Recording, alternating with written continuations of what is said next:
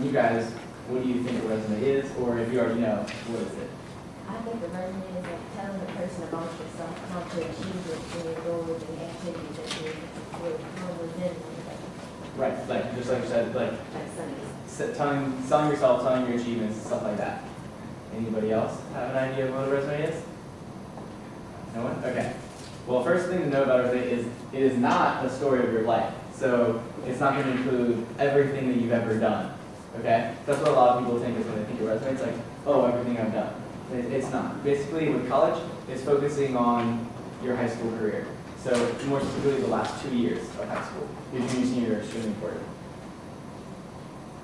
Okay, and then you should relate to your objective, and I'll break all these down later with the slides and what you should have on your resume. Like she said, should outline your high school accomplishments and should be clear and to the point. So you don't want to be too wordy, which goes into this next point, but it needs to be descriptive. So a great way to do this is by, if you guys all pull out those orange handouts, the bright orange ones, on the back of it is a list of action verbs that you can use when describing work experience and stuff of that nature. And then on the other side is like a little worksheet you can go through and it outlines each aspect of your resume and describes it in a little bit, and then gives you some room to jot down ideas or things that you can put under those categories.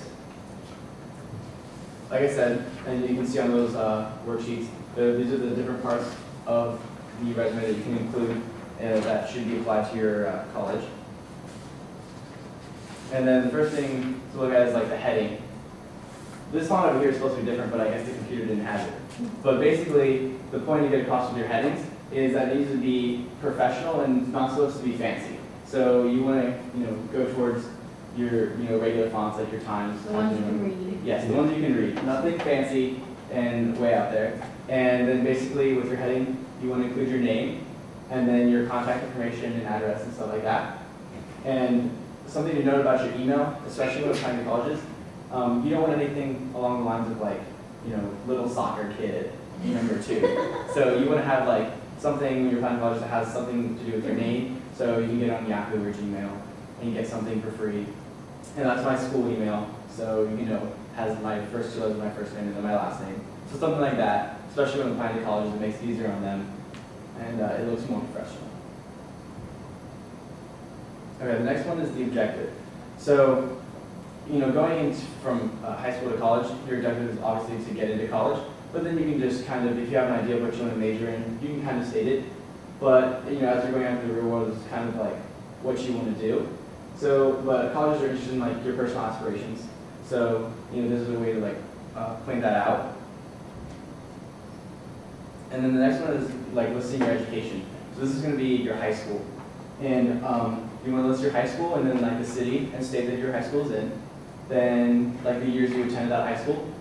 And then any programs you're in. If you're enrolled in honors programs, things of that nature. If there's a certain if there's a separation from if you were in college prep or in honors and AP, stuff like that.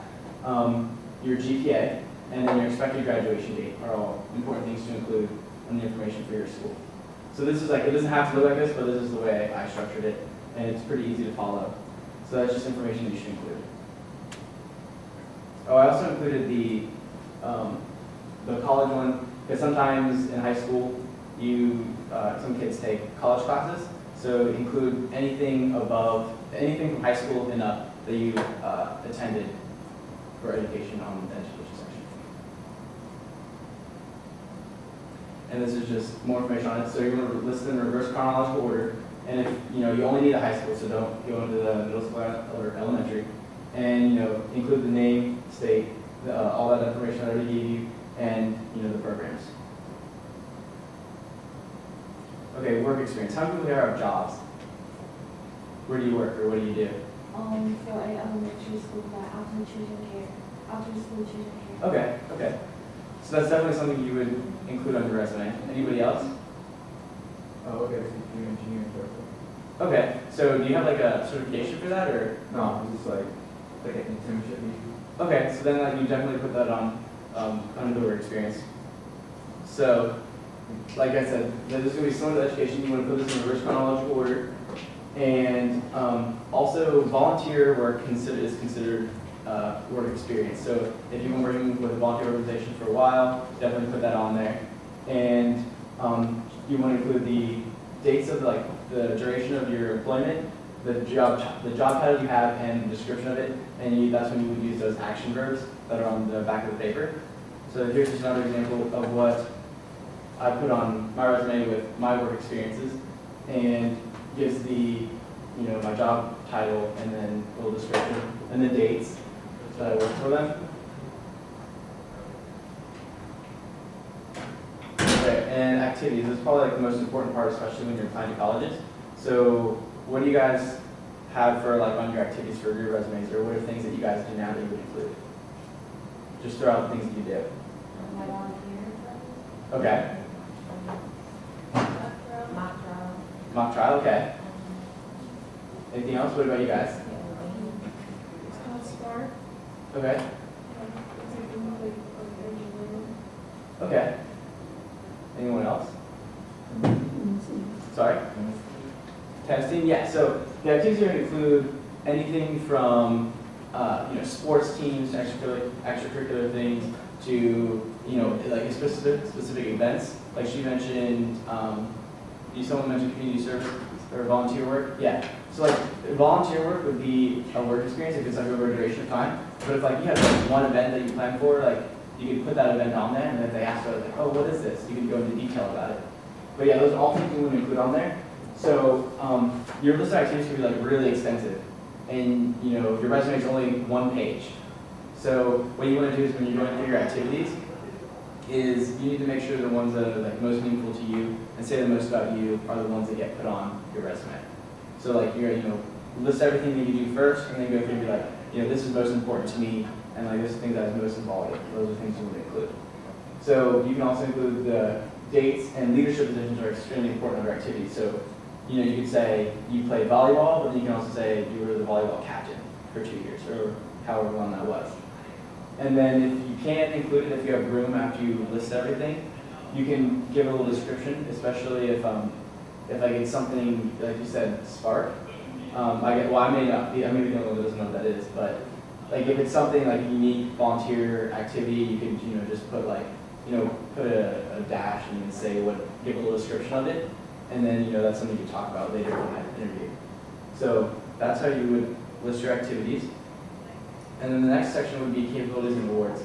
Now for colleges, you don't necessarily have some like capabilities, unless like capabilities are going to be like technical teamwork, leadership, personal management, employment skills, and those are like usually things you develop over time.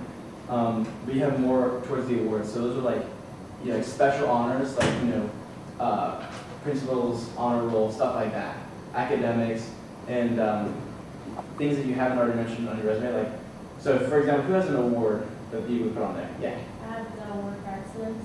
Okay, that's something you put on there, and then like the year. Then also things like, what was it? Like if you got like student of the month, stuff like that. Those would all be put on there.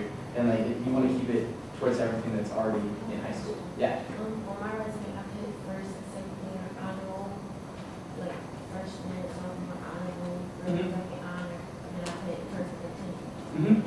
That's fine. Now, like the only thing is a way to like consolidate that for like especially for awards. Like as you get older, if you start getting more awards, and that section gets a little bit longer, especially with like honor roll, you can put you just put like